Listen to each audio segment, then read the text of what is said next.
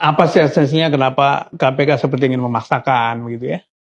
Itu kan upaya untuk membuat Mas Anies ini tidak masuk dalam kompetisi gitu. Dan suasana itu yang kita rasakan juga. Mengapa ada kebutuhan untuk secepat-cepatnya mengumumkan dukungan dari 3 partai itu.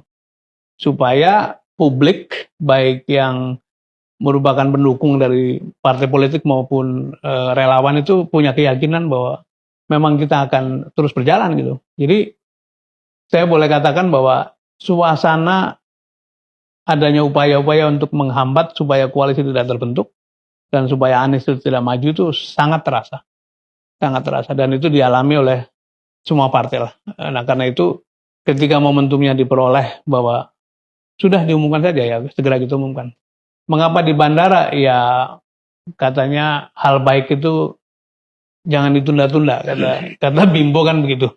Berbuat baik jangan ditunda-tunda. Jadi langsung aja kita umumkan.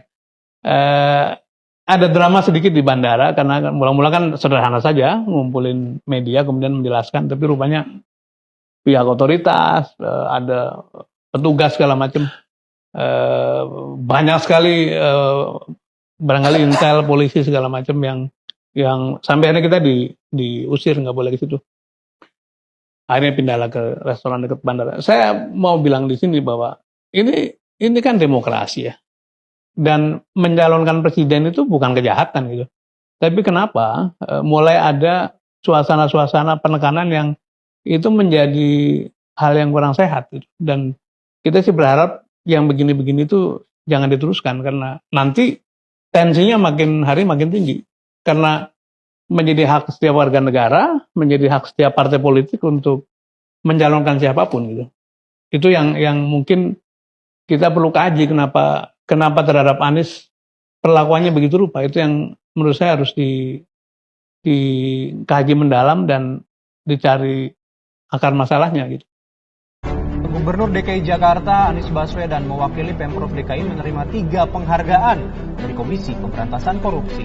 Ya, pemerintah Provinsi DKI Jakarta kembali meraih penghargaan Tim Pengendalian Inflasi Daerah atau TPID Award 2019. Pemirsa, pemerintah Provinsi DKI Jakarta menerima 6 penghargaan dari Kementerian Pemberdayaan Aparatur Negara dan Reformasi Birokrasi. Pemerintah Provinsi DKI Jakarta kembali meraih predikat wajar tanpa pengecualian atau WTP dari Badan Pemeriksa Keuangan. Ini adalah rekor baru Pemprov DKI Jakarta yang berhasil meraih predikat WTP 5 tahun berturut-turut.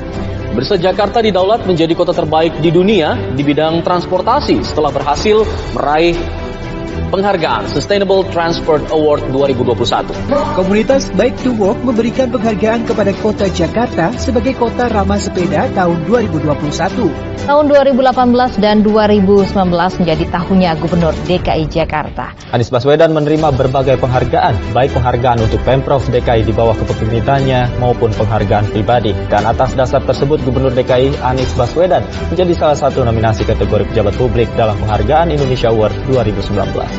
Ya, lalu bagaimana Gubernur DKI Jakarta Anies Baswedan terpilih dalam 21 Heroes 2020 dalam urusan transportasi? Pemirsa, Gubernur DKI Jakarta Anies Baswedan menerima penghargaan dari pemerintah Singapura karena dinilai berkontribusi bagi pembangunan dan hubungan bilateral kedua negara.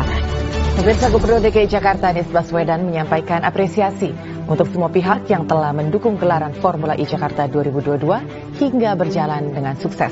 Pemerintah Provinsi DKI Jakarta menggelar acara Grand Launching Jakarta International Stadium pada malam tadi.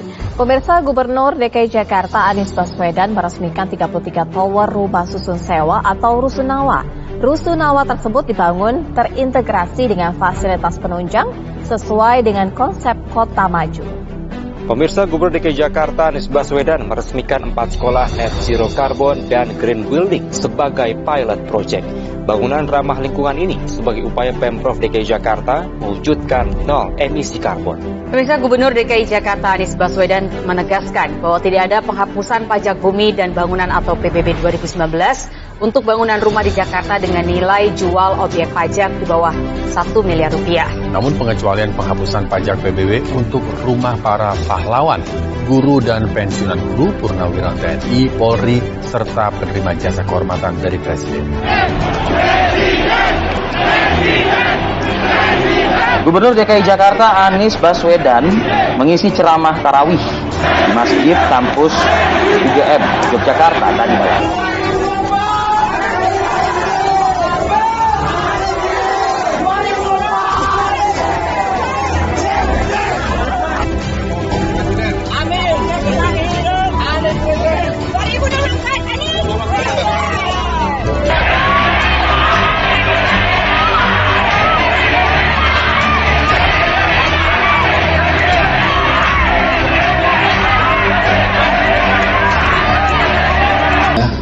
Dan teman-teman di Nasdem mengajak kami untuk berdampingan, untuk berjalan bersama, untuk meneruskan pembangunan di Republik ini, untuk memperbaiki yang kurang, untuk menuntaskan yang belum.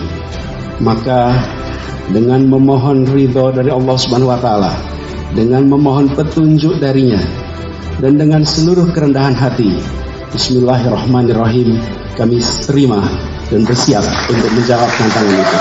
Dan bersiap untuk menjawab tantangan itu. Dan bersiap untuk menjawab tantangan itu.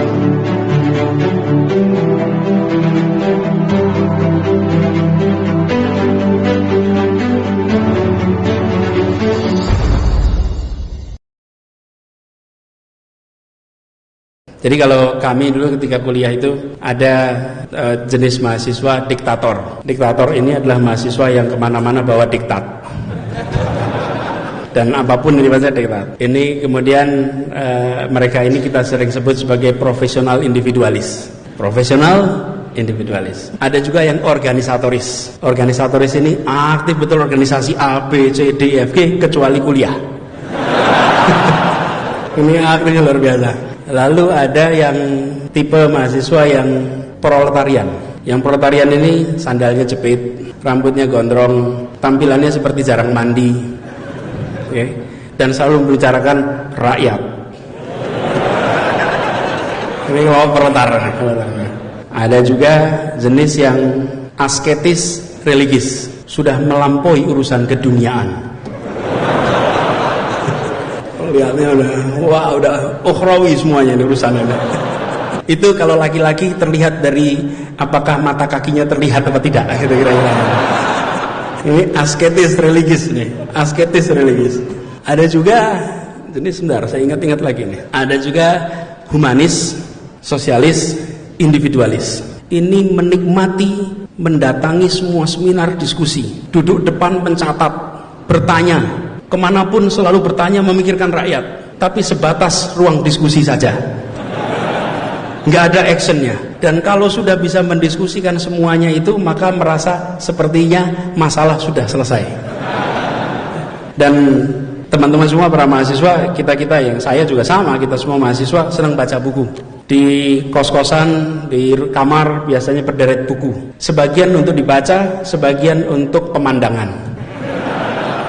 Sebagai mahasiswa intelektual dong gitu. Dan kadang-kadang yang masih puber intelektual itu kayak kita ketika masa itu bacanya yang rumit-rumit, makin sulit bacaannya, makin puas di hadapan teman kos.